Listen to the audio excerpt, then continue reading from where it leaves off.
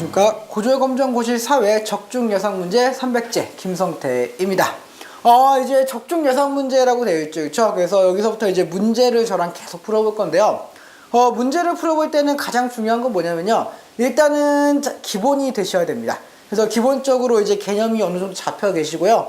뭐 완벽하진 않으셔도 돼요. 완벽하진 않으셔도 되지만 기본적으로 기본서 내용 정도 확인하시고, 그리고 뭐 총정리 내용까지도 확인하시고, 뭐 그 정도만 되셨어도요 충분히 지금 이 문제를 접하셔도 되고요. 그 정도 수준이 되셨다라고 한다면요, 문제를 풀어 가시면서 개념을 다지는 거예요. 그래서 어느 정도 이제 수준에 올라가 있는데 내가 어느 정도 수준인지 정확하게 알고 싶고, 그리고 내가 약점이 어디고 강점이 어딘지 그런 거를 파악해 가는 과정이 바로 문제풀이라고 생각하시면 됩니다.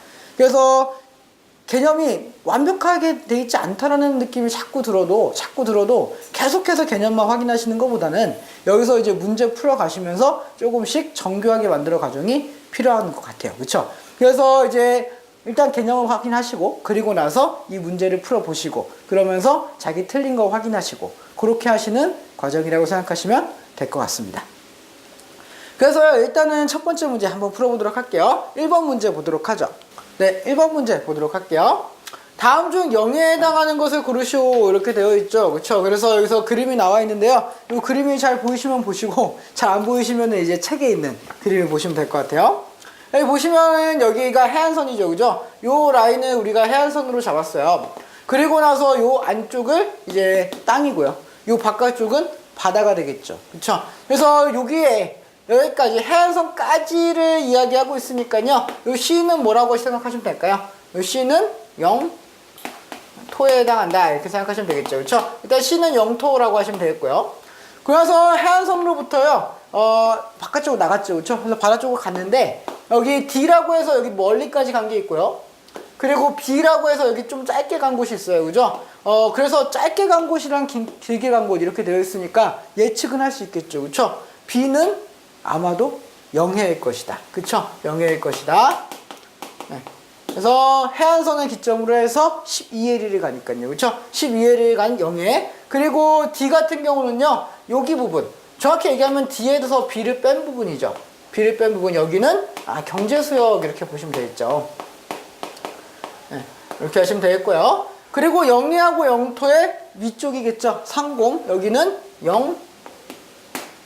그쵸? 영공에 해당하는 부분이다, 이렇게 생각하시면 되겠습니다. 그러면은 영해를 물어봤죠. 그쵸? 우리가 영해에 대해서 물어봤으니까 2번 B 하시면은 되겠습니다.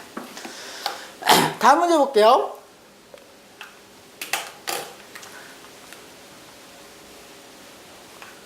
다음 자료를 보고 우리나라의 영역에 대한 설명으로 옳지 않은 것을 골라라, 이렇게 되어 있죠. 그래서 우리나라 영역에 대한 설명입니다. 볼게요. 우리나라의 주권이 미치는 범위는요, 가나다이다, 이렇게 되어 있죠. 그렇죠? 그래서 여기에서 우리 책을 보면서 할게요. 가는 어디라고 했죠? 가는 아까 봤던 지도랑 비슷하네요. 그렇죠? 가는 뭐죠? 가는 영토요. 그렇죠? 가는 영토고요. 나는 뭐죠? 나는 보니까 영해에 해당하겠고요. 명확하게 200헬이라고 라를 줬죠. 그죠? 그러니까 거기 안쪽에 들어가 있으니까 12헬일 것이다. 0해일 것이다, 보시면 되겠고요. 다는 뭐예요?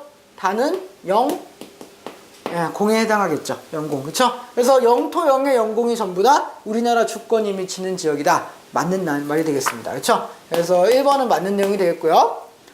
동해, 영해는요, 해안선에서 12헬까지다 라고 되어 있죠. 그쵸? 그래서 보시면요, 동해 같은 경우는 섬도 별로 없고 해서요, 기본적으로 통상기선을 적용합니다. 통상기선을 적용해서요, 거기서부터 해서 몇 헬이죠? 12헬을 가게 되면은 0해가 되는 거죠. 그리고 동해 같은 경우는 딱히 뭐 바다가 넓기 때문에 딱히 뭔가 특별한 부분이 없어요. 그래서 12헬까지다 라고 하시면은 맞는 말이 되겠습니다. 그리고 3번은요, 대한해협에서는 영해는 3헬을 적용한다 라고 되어 있죠. 그래서 여기 지도 보시면요, 오른쪽 지도를 보시는 거예요.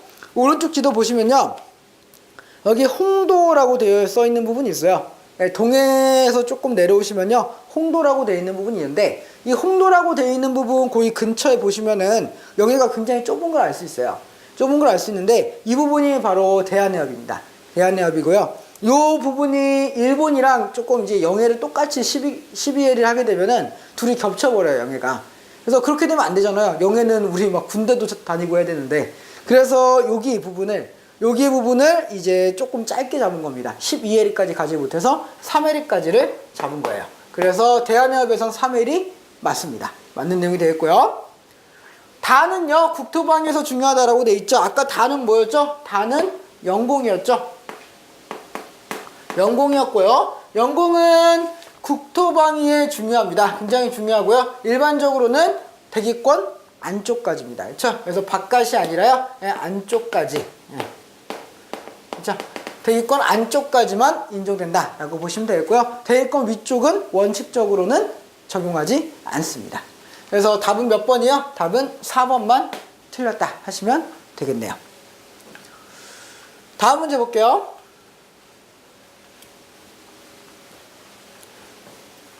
3번입니다. 다음 빈칸에 알맞은 내용을 골라라 이렇게 되어 있죠? 하나씩 볼게요. 기억은요, 통계값이 같은 지점을 선으로 연결했대요. 여기서 요게 핵심이네요. 통계값이 같은 지점을 선으로 연결. 그렇죠? 그래서 똑같은 통계값이 있으면 선으로 연결하는 거니까 등치선도 이렇게 하시면 되겠네요. 그렇죠? 그래서 등치선도. 그리고요, 연속적인 변화의 패턴 파악에 유용한 지도라고 되어 있어요. 그래서 요건 맞는 내용, 등치선도라고 보시면 되겠죠. 그렇죠? 그리고 니은은요, 통계값을 몇 개 등급으로 나눕니다. 그런 다음에요, 색이나 밀도를 달리해서 표현. 이게 핵심이 되겠네요. 색이나 밀도를 달리해서 표현하는 거 뭐라고 하시면 되겠죠? 요거는 이제 단계 구분도 이렇게 하시면 되겠죠. 그렇죠? 그래서 등치선도와 단계 구분도 하시면 되겠습니다. 답은 3번 하시면 되겠네요. 4번 문제 풀어보도록 할게요. 다음의 사실을 지도에 표현하기에 가장 적합한 통계 지도를 골라라 이렇게 되어 있죠. 그래서 보시면요, 우리나라의 한우 분포라고 되어 있습니다. 여기서 분포에 동그라미 딱 치시고요, 인구추랑 농업생산물의 분포 이렇게 되어 있죠. 그렇죠? 그래서 분포의 뭐 패턴을 파악한다 뭐 이런 거라 생각하시면 될 것 같아요. 이럴 때 가장 유용한 지도는 어떤 거라 그랬죠? 점지도라 그랬죠. 점지도. 그래서 점지도와 관련한 거 고르시면 되겠죠. 여기서 보니까 점지도가 어떤 게 있죠? 4번에 있네요. 그쵸? 4번에 점지도 있죠. 그쵸? 그래서 여기 4번에 4번 하시면 되겠습니다. 그래서 4번이 정답이 되겠네요. 그래서 점지도 4번 고르시면 되겠고요. 다음 문제 또 보시죠. 5번 문제 보겠습니다. 다음과 같은 통계지도를 이용해서 나타내기에 적절한 것은 이렇게 되어 있죠. 그래서 여기 보니까 다음과 같은 통계지도 어떻게 되어 있어요? 이거는 그 화살표 방향으로 되어 있죠. 그렇죠? 화살표로 되어 있고요. 화살표로 되어 있어요. 그래서 화살표로 이제 그 이동 방향을 표현한 거죠. 그렇죠? 그래서 이런 거 어떤 지도라 그랬죠? 요거는 유선도라고 불렀어요. 그래서 유선도로 파악하기가 좋은 거 고르시면 되겠죠. 그렇죠? 유선도와 관련한 거 고르시면 되겠습니다. 인구 분포 아니죠. 이거는 뭘로 하시는 게 더 좋다 그랬어요? 요거는 점지도로 하시는 게 좋고요. 농가 밭의 비율 같은 경우는 요거는 도형 표현도가 조금 더 좋을 것 같아요. 도형 표현도로 하시는 게 조금 더 좋을 것 같고요. 지형의 높낮이라 그랬죠. 이거는 딱히 무슨 지도라기보다는요, 요거는 그 등고선, 등고선을 통한 파악을 해야 되는 것이고요. 인구의 이동, 요것이 유선도로 표현하기에 가장 적합한 지도다라고 생각하시면 되겠습니다. 자, 그래서 이 지도를 보시고요, 이게 유선도다라고 하는 걸 파악하신 다음에 그 다음에 유선도로 표현하기 좋은 것이 무엇이 있을까 해서 확인하시면 되겠습니다. 다음 문제 보도록 할게요. 6번 문제 보도록 하죠. 다음 내용을 표현하기에 적합한 지도는 이렇게 되어 있죠. 비슷한 유형이 계속 나오고 있네요. 경상남북도의 농기계 보유율이라고 되어 있고요. 여기 또 남한의 인구 밀도라고 되어 있어요. 그쵸? 그래서 여기서 밀도라든가 뭔가 비율을 표현하고 있죠. 그쵸? 그래서 요거는 뭘로 표현하는 게 가장 좋을까요? 요거는 이제 단계 구분도로 표현하는 게 제일 좋겠죠.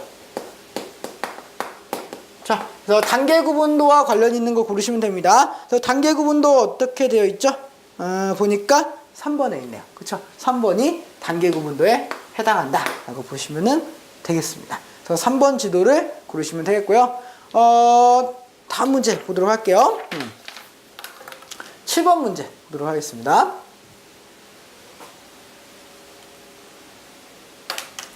문화권을 형성하는 요소 중에요, 다음 글과 관련된 것은 이렇게 되어 있죠. 볼게요. 문화의 기본 속성 가운데 하나로서요, 인간의 가치관과 내면 생활만이 아니라 국가로는 지역의 정치, 경제, 사회, 제도와 예술 부분에도 큰 영향을 미친다고 되어 있습니다. 그래서 인간의 보편적인 가치관을 바탕을 두고요, 국경과 민족을 초월해서요, 세계적으로 전파된 것 중, 그쵸? 성경, 불경, 코란, 논어, 이런 거 있죠, 그쵸? 성경은 기독교, 크리스트교고요, 불경은 불교, 코란은 이슬람교, 그리고 논어는 유교에 해당합니다. 그래서 경전은 인류 역사상 최고의 베스트셀러다, 이렇게 되어 있죠, 그쵸? 그래서 요거 내용을 보시니까 대충 뭐와 관련있는 내용이다?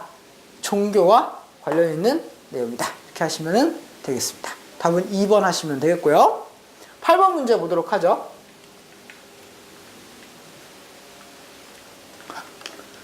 다음 중 종교적 갈등으로 인한 분쟁을 해결하는 방법으로 적절하지 않은 것은 이렇게 되어 있죠. 그래서 종교적 갈등으로 인해서요, 분쟁이 발생하기도 합니다. 그래서 이걸 해결하는 방법으로 적절하지 않은 걸 고르래요. 볼게요.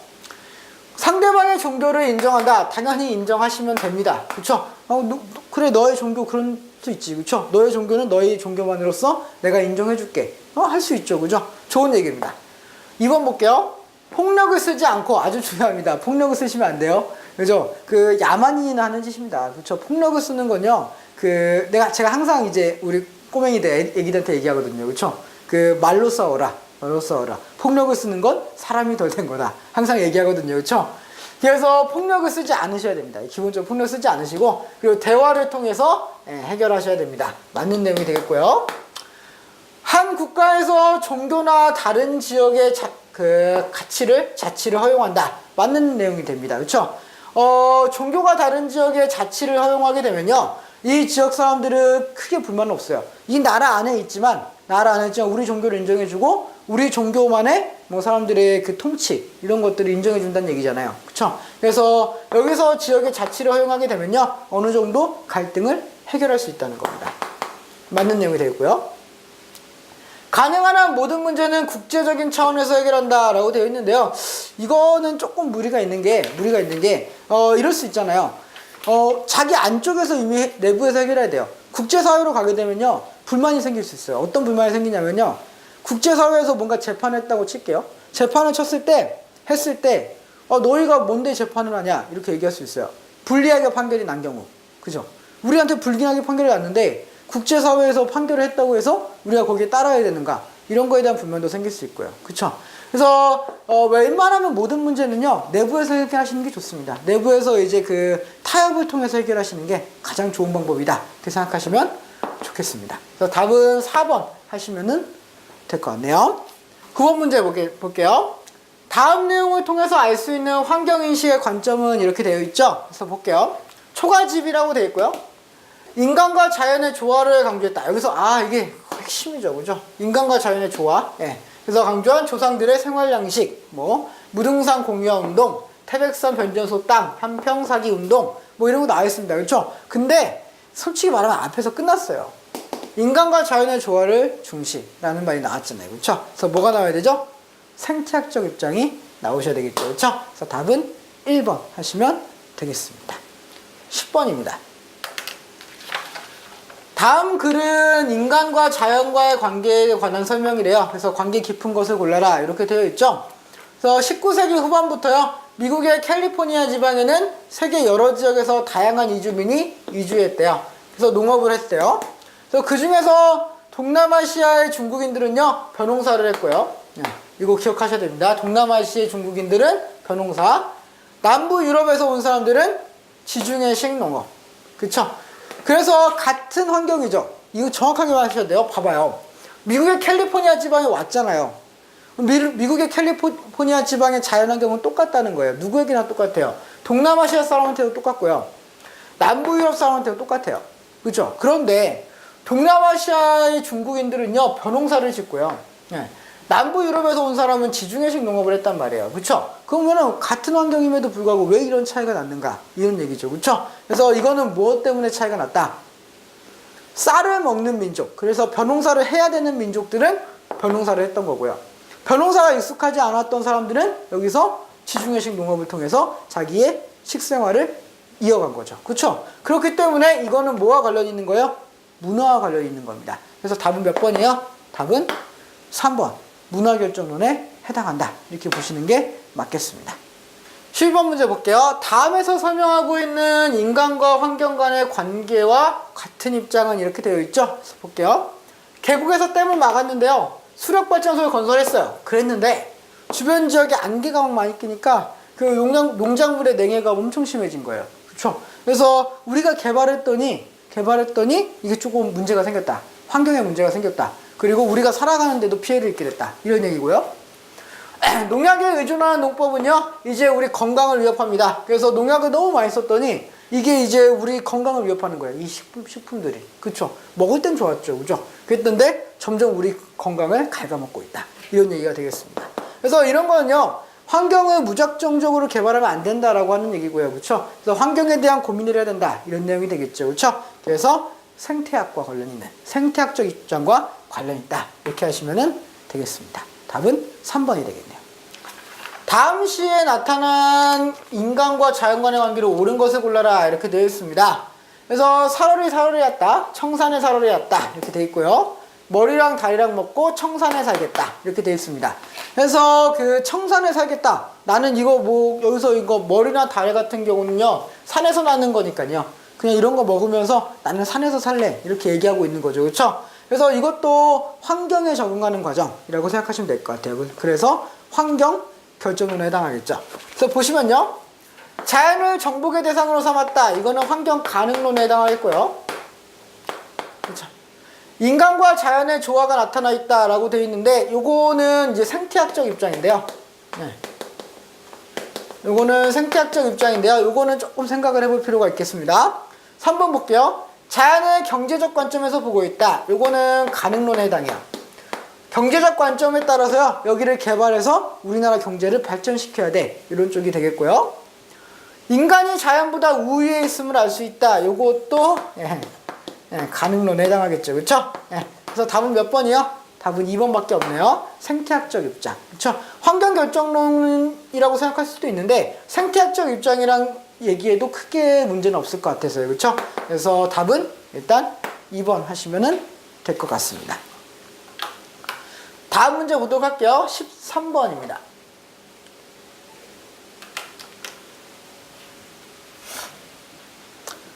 다음 우리나라 농촌 지역에서 일어나고 있는 변화와 그 원인을 옳게 연결한 것을 이렇게 돼 있죠. 볼게요.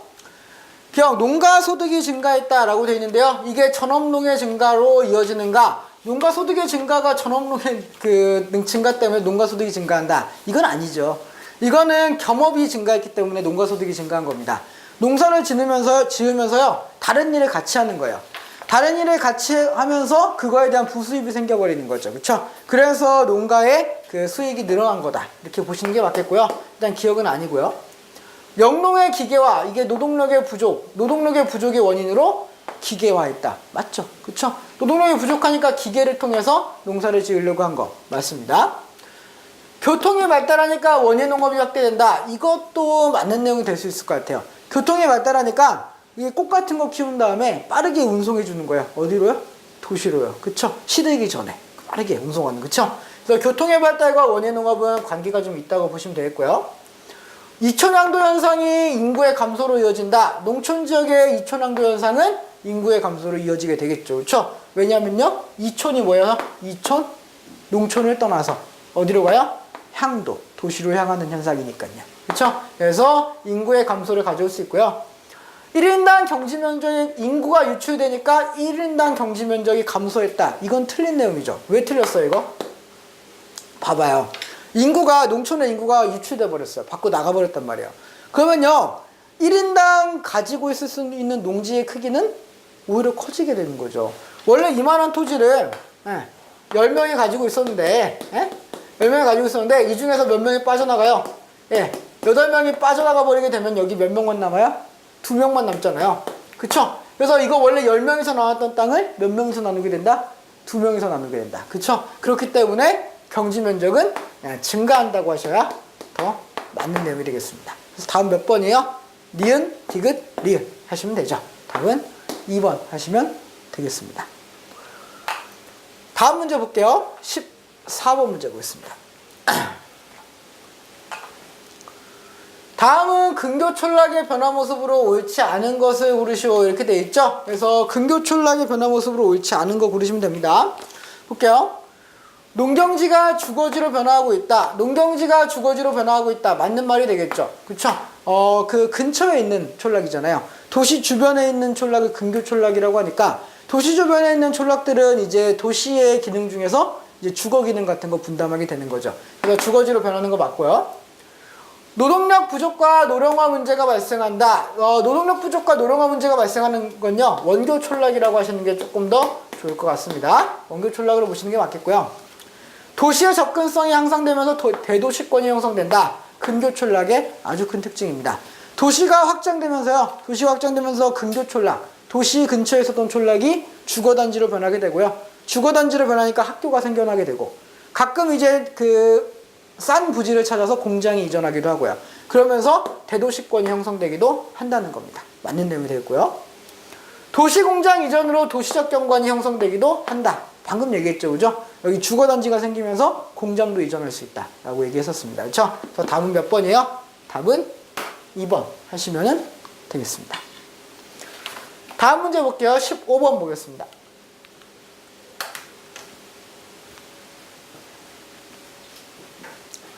원교 촌락에 대한 설명으로 옳지 않은 것을 고르시오 이렇게 돼 있죠. 그래서 좀 멀리 있는 도시에서 멀리 떨어진 그런 촌락을 물어보고 있어요. 노령화가 급속도로 진행된다. 맞는 내용이 되겠죠. 네.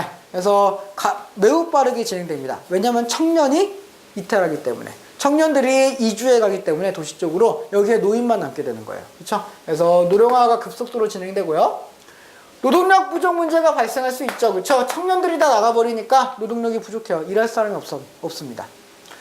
청장년층의 인구 유출이 굉장히 뚜렷합니다. 그래서 앞에 있었던 두 가지 문제가 발생했죠. 도시공장 이전으로 도시적 경관이 나타난다. 이거는 근교 촌락에 해당한다. 이렇게 보시는 게 맞겠습니다. 답은 몇 번이죠? 답은 4번 하시면 되겠네요. 다음 문제 볼게요. 16번 보도록 하죠.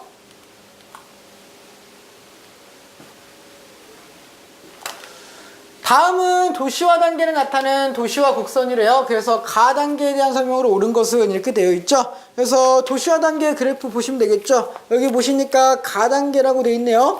가 단계는 어떻게 되어 있어요? 이렇게 되어 있는 그림에서요. 요 사이죠. 그렇죠? 여기가 가라고 되어 있죠. 그래서 이 시기는 무슨 시기죠? 가속화 단계입니다. 그렇죠? 그래서 여기서 나타낸 가 단계. 가 단계는 무슨 단계요? 가속화 단계.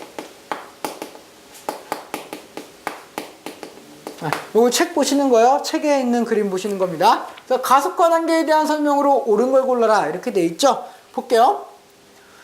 급격한 산업화로 이촌양도 현상이 나타난다. 이게 정답이 되겠네요. 요거는 이제 가속화 단계에 일어나는 가장 특징적인 것 중 하나죠. 그렇죠? 그래서 이촌양도 꼭 기억하시라 그랬습니다. 가속화 단계에서. 2번요. 3차 산업의 비중이 가장 높은 단계이다. 이때는 3차 산업이 아니라요. 2차 산업이 더 많습니다. 알겠죠? 그래서 2차 산업, 공업화가 이루어지는 시기거든요. 그래서 2차 산업의 비중이 가장 높은 시기고요. 3차 산업의 비중이 가장 높다라고 하시려면요. 종착 단계에 가셔야 돼요. 그렇죠? 종착 단계쯤 가게 되면 3차 산업 비중이 높게 됩니다. 3번 볼게요. 인구가 전국적으로 고르게 분산 분포한다. 아니죠. 그렇죠? 이거 아니죠. 어디로 집중하게 돼요? 도시로 집중하게 됩니다. 그렇죠? 그래서 도시에 집중한다 라고 하는 거 보시면 되겠고요. 자, 고르게 분산되는 거는 이제 이전 단계죠. 그렇죠? 이거 가속화 이전 단계. 그렇죠? 다음 보시겠고요. 4번 볼게요.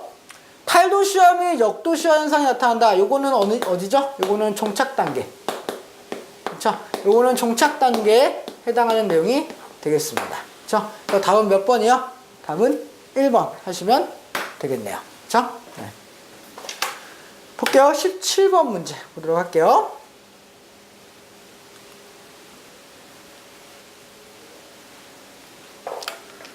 도심과 부도심에 대한 설명으로 틀리는 것을 골라라. 그쵸? 옳지 않은 것을 골라라. 이렇게 되어 있네요. 그래서 도심과 부도심에 대한 얘기입니다. 그래서 도심과 부도심이요. 부도심은요, 도심의 일부 기능을 분담한다. 당연히 맞는 내용이죠. 그렇죠? 도심의 일부 기능을 분담하기 위해서 만들어집니다. 그래서 교통이 굉장히 발달한 곳에 위치하게 되고요. 상업지구 같은 게 생기는 경우가 많다. 이렇게 얘기했었죠. 2번, 도심은 부도심에 비해서요, 야간 인구 밀도가 훨씬 높다라고 되어 있는데요. 아닙니다. 그렇죠? 이거 잘못되어 있죠. 봐봐요. 도심은요, 부도심에 비해서 야간이 아니라요, 주간 인구 비율이 높죠. 네. 도심이라고 하는 건요, 가장 밀집되어 있는 곳이고요, 가장 집값이 비싼 곳이라 그랬어요. 그래서 여기에 중심 업무 지구가 형성됩니다. 사람들이요, 출근할 때요, 업무 지구가 있는, 중심 업무가 지구가 있고, 회사가 많이 있는 도심으로 출근을 해요. 그래서 낮에는 인구가 많아진단 말이에요. 그런데 이제 저녁이 되면 어떻게 해요? 퇴근해야죠. 그렇죠? 퇴근하고 나면 다시 바깥쪽으로 나와서 거기에 이제 주거단지로 가게 됩니다. 그렇죠? 그래서 도심의 인구는 확 줄어들게 돼요. 이해되십니까? 그래서 그런 걸 뭐라고 불렀죠? 인구 공동화 현상. 인구 공동화 현상. 그렇죠? 그래서 인구 공동화 현상이 일어나기 때문에 도심이 주간 인구가 많고요. 야간 인구는 오히려 바깥쪽, 부도심 쪽이 훨씬 더 많게 되는 겁니다. 그래서 주간 인구 밀도가 훨씬 높다. 이렇게 하시는 게 맞고요. 도심은요, 지가가 매우 높습니다. 그래서 건물이 고층화돼요. 왜냐면은 조금이라도 한 층이라도 높여야 여기서 하나라도 더 살 수 있으니까. 그죠? 그래서 고층화 현상이 나타나고요. 상주 인구는 적습니다. 왜 그렇죠? 아까 상주 인구는 뭐예요? 계속 여기 있는 인구라 그랬죠? 그래서 주거단지 있는 쪽에 상주 인구가 높아요. 근데 주거단지는 일반적으로 도심에 있지 않고 도심에 외곽이 존재합니다. 그렇기 때문에 상주 인구가 적다라는 말도 맞는 내용이 되겠죠. 4번요. 도심에 대한 각종 관리 기능과 상업 기능이 밀집되어서요, 중심 업무 지구를 이룬다라고 되어 있습니다. 맞는 내용이 되겠죠. 그렇죠? 그래서 다음 몇 번이에요? 답은 2번. 2번 하시면 되겠습니다. 다음 문제 볼게요. 18번입니다.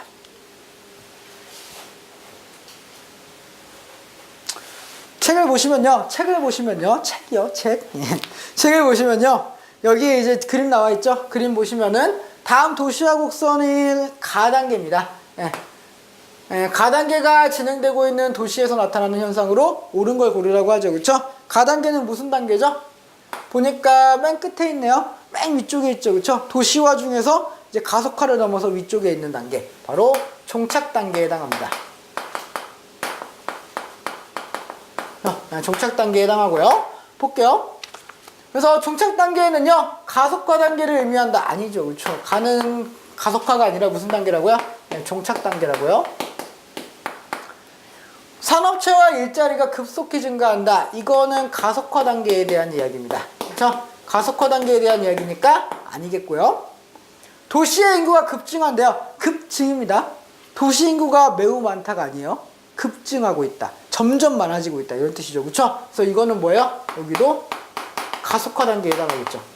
그렇죠? 그래서 3번도 아니고요. 인구의 유턴 현상 맞죠? 유턴 현상 뭐라고 해도 맞다 그랬어요? 유턴 현상 역 도시화 이렇게 해도 맞습니다. 그렇죠? 그래서 요거지 맞는 내용 하시면 되겠죠. 그렇죠? 그래서 답은 4번 하시면 되겠습니다. 다음 문제 볼게요. 19번입니다.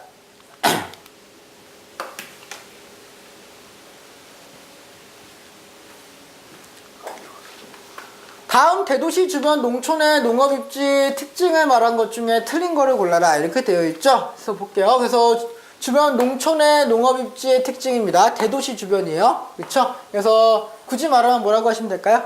근교촌락 이렇게 하시면 돼요. 보겠습니다. 소비자의 접근성이 좋아서요, 채소나 꽃 등을 주로 재배한다. 맞는 내용이 되겠죠. 그렇죠? 그래서 대도시 주변에 있는 농촌들은 이제 꽃이나 채소를 통해 기른 다음에 도시랑 직접 교류하는 그런 것도 많이 나타나고 있습니다. 비닐하우스 등을 이용해서요, 사계절 내내 농산물 생산이 가능하다. 요즘에 비닐하우스 많이 쓰고 있죠. 그렇죠? 그래서 근교촌락에서 많이 하고 있는 거 맞습니다. 많은 자본과 발달된 기술이 필요하다라고 되어 있는데요. 맞는 내용입니다. 그렇죠? 그래서 이 주변의 농촌은요, 기본적으로 아주 잘 재배되는 거라기보다는 조금 민감한 그 작물들이 많아요. 그래서 이제 그런 작물들이 많기 때문에 비닐하우스 같은 것도 필요하고요. 거기 이제 관리하기 위한 뭐 전문 지식도 필요하고요. 그렇기 때문에 여기서 하기 위한 농업은요, 상당히 이제 많은 기술을 필요하는 그런 고차원적인 농업이라고 생각하시는 게 좋겠습니다. 그래서 3번 맞는 내용이 되겠고요. 4번 주로 곡물과 잡곡이 재배된다라고 되어 있는데 이건 아니죠. 그렇죠? 네. 아까 얘기했죠? 채소나 꽃 같은 것이 많이 재배된다라고 했습니다. 곡물이나 잡곡은요, 이동시키기가 상당히 편해요. 잘 썩지도 않고요. 그렇기 때문에 좀 먼 데서 많이 하고요. 그리고 특히나 벼농사 같은 경우는 이제 그 한정적이에요. 기본적으로 좀 약간 따뜻하고 서리가 좀 빨리 안 내리고, 그리고 비가 좀 많이 오고, 뭐 이런 곳이 돼야 되기 때문에 이거는 이제 지방 쪽에서 더 먼 원교 촌락에서 많이 재배를 하고 있습니다. 그래서 답은 몇 번이요? 답은 4번 하시면 되겠네요. 다음 문제 볼게요. 20번 문제입니다. 도시 내에서 집가가 가장 비싸고 백화점, 호텔 등 고급 서비스 기능이 집중되어 있대요. 그래서 집가가 가장 비싸다 라고 하는 거 보는 순간에 이미 끝났어야 돼요. 그쵸? 이거 뭐죠? 네. 도심입니다. 그쵸? 답은 몇 번이에요? 1번. 1번 하시면 되겠네요. 네, 1번 하시면 되겠습니다. 다음 문제 볼게요. 21번 문제 보겠습니다.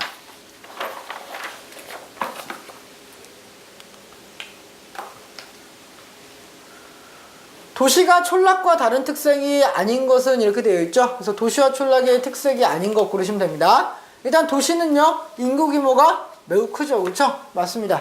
인구 규모가 촌락에 비해서 매우 크다. 맞는 내용이 되겠고요. 인구 밀도도 도시가 매우 높죠. 매우 높죠. 그렇죠? 토지와 관련성이 희박하다라고 되어 있는데요. 그 토지와 관련성이 희박하다 맞습니다. 왜냐면요, 그 땅이 있는데, 토지가 있는데 여기 건물이 하나 섰다고 봐요. 네. 건물이 섰는데, 네. 이 건물은 토지상은 어떤 특징이 있죠? 딱히 없어요.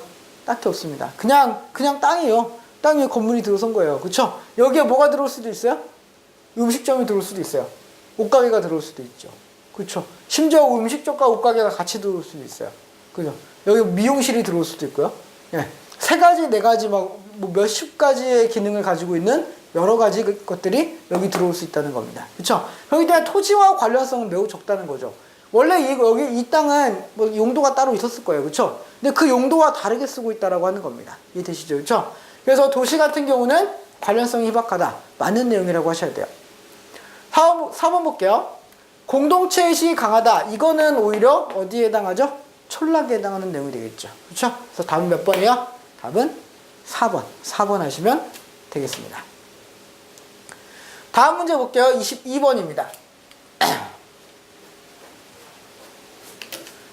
도시 내부의 지역 분화에 관한 설명으로 바른 것을 골라라 이렇게 되어 있죠. 그래서 지역 분화 관련한 겁니다.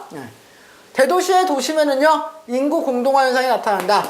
아까 했네요. 조금 아까 했죠. 그죠? 그래서 낮에는 인구가 줄어들고, 밀집하고, 밤에 인구가 줄어드는 현상, 인구 공동화 현상이 나타난다라고 했고요. 대개 도심에서 먼 곳일수록 집가가 높게 나타난다. 도심에서 가까울수록 집가가 높게 나타납니다. 그렇죠? 아니고요. 부도심이 발달할수록 도심의 교통정체가 심화된다. 아닙니다. 부도심이 발달하면서요, 도심이 역할을 분담하잖아요. 그래서 그 부도심 쪽으로 가는 사람, 그리고 도심 쪽으로 가는 사람, 이렇게 나뉘기 때문에 오히려 교통은 조금 편해질 수 있죠. 그렇죠? 그래서 3번 아니고요. 대도시의 도심은 교통이 혼잡해서 접근성이 매우 낮다라고 되어 있는데요. 도심은요, 교통이 혼잡하긴 하지만 접근성이 매우 낮다라고 하는 말은요, 옳지 않습니다. 왜 그러냐면요, 일단은 교통이 혼잡한 건 맞지만 그 주변에 이제 도로도 많이 있고요. 그 도심으로 갈 수 있는 여러 가지 수단들이 많이 있어요. 대중교통도 있고요. 그렇기 때문에 기본적으로 접근성은요, 높은 편입니다. 매우 높다라고 하셔야 돼요. 그래서 4번도 아닙니다. 그래서 답은 몇 번이요? 답은 1번 하시면 되겠네요. 다음 문제 볼게요. 23번 문제입니다.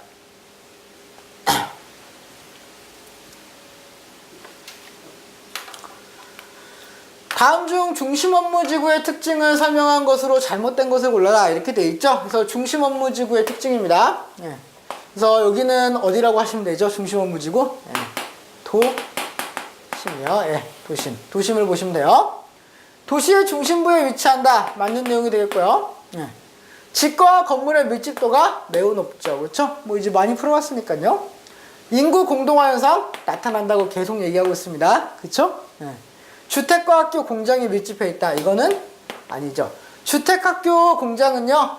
굳이 얘기하면은 어디요? 외곽지역 혹은 위성도시. 부도심도 뭐 그렇게 틀린 건 아닙니다. 여기 틀린 건 아닌데 외곽지역이나 혹은 이제 위성도시 이런 쪽으로 하시는 게요. 조금 더 좋을 것 같아요. 그래서 답은 4번. 4번은 중심업무지구가 아니네요. 그죠? 다음 문제 볼게요. 24번 보겠습니다.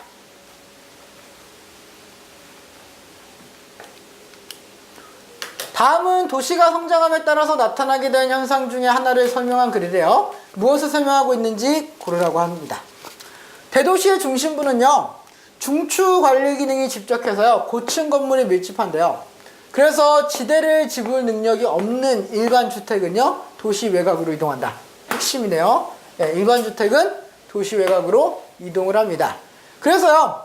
도시 중심부의 주간 인구는 계속 증가해요. 주간 인구. 왜? 일하러 가야 되니까. 계속 증가해요. 근데 야간 인구, 즉 상주 인구는 점점 감소하게 됩니다. 감소하게 돼요. 그렇죠? 감소하게 돼요. 그래서 낮에는 사람이 밀집해 있고 밤에는 사람이 없는 현상. 아까부터 계속 얘기했네요. 무슨 현상이죠? 인구 공동화 현상이 되겠습니다. 한 문제만 더 풀어보고 잠깐 쉴게요. 25번입니다. 다음은 대도시권의 구조를 나타낸 것인데요. 이에 대한 설명으로 바르지 못한 것 이렇게 되어 있죠. 그래서 여기 책 보시면요. 책 보시면은 A, B, C, D 이렇게 되어 있죠. 그래서 A부터 해서 A는 뭐라고 하면 될까요? A는 도심, 그쵸? B는 뭐라고 하시면 될까요? B는 주변 지역, C 외곽 지역, D는 뭐죠? 개발 제한구역, 그죠? 그리고 F는 부도심, E는 위성도시입니다. 위성도시. 이렇게 하시면 되겠죠. 그렇죠? 책 보시고 거기다가 기록하시면 돼요. 책에. 볼게요. 그래서 A는 아까 뭐라 그랬죠? A는 아까 도심 이렇게 얘기했고요. 그죠? 그래서 도심이니까요. 도시 내에서 접근성과 지가가 가장 높다. 네, 맞는 내용이 되죠. 맞는 내용이 되겠어요. B와 C라 그랬죠? 아까 B는 뭐라 그랬어요? B는 주변 지역. 네, 주변 지역. 그리고 C는 외곽 지역. 이렇게 얘기했죠. 그렇죠? 외곽 지역 이렇게 얘기했어요. 그래서 주변 지역이나 외곽 지역인데 둘 다 주변 지역은 구도심이라고 생각하시면 되겠고요. 구도심. 그리고 외곽 지역 같은 경우는 이제 그 주거라든가 학교 이런 것들이 많이 있는 곳. 그런 곳이라고 생각하시면 돼요. 볼게요. B와 C는요. 고급 주택 지구가 위치하면서 지대가 가장 높다. 아니죠. 그죠? 일단 지대가 가장 높다라고 하는 것 자체가 틀렸어요. 어디죠, 이거는? 도심이죠. 그죠? 이거 도심에 대한 얘기가 되겠죠. 그렇죠? 네. D 볼게요. D는 아까 어디라고 했죠, 제가? D는 개발 제한 구역이라 그랬죠. 그렇죠? D는 개발 제한 구역입니다.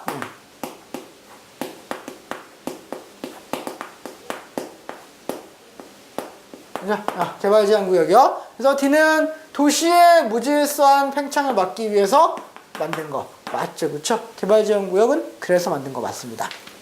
E는 아까 뭐라 그랬죠? 제가 E는 위성도시라 그랬죠. 위성도시는요. 대도시의 일부 기능을 분담한다. 맞는 내용이 됩니다.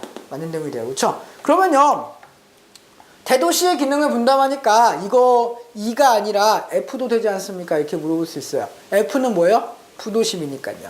근데요. 이렇게 생각하셔야 돼요. 부도심은요. 도심의 기능을 분담하는 거고요. 도심의 기능을 분담하는 거고요. 위성도시는요. 도시 자체의 기능을 분담하는 겁니다. 이해되시죠? 그렇죠? 그렇게 차이가 있는 거예요. 부도심은 도심의 기능 분담. 그죠? 위성도시는 대도시의 기능을 분담한다. 이렇게 하시는 거라고요. 이해되시죠? 그렇죠? 그래서 요거는 위성도시에 대한 얘기 맞습니다. 다음 몇 번이요? 답은 2번만 틀린 내용이 되겠습니다. 그렇죠? 그래서 25번까지 풀어봤는데요. 이제 좀 많이 풀어봤죠. 그렇죠? 그래서 오늘 여기까지만 하고요. 잠시 쉬었다가 다음 시간에 26번부터 다시 보도록 하겠습니다. 수고하셨습니다.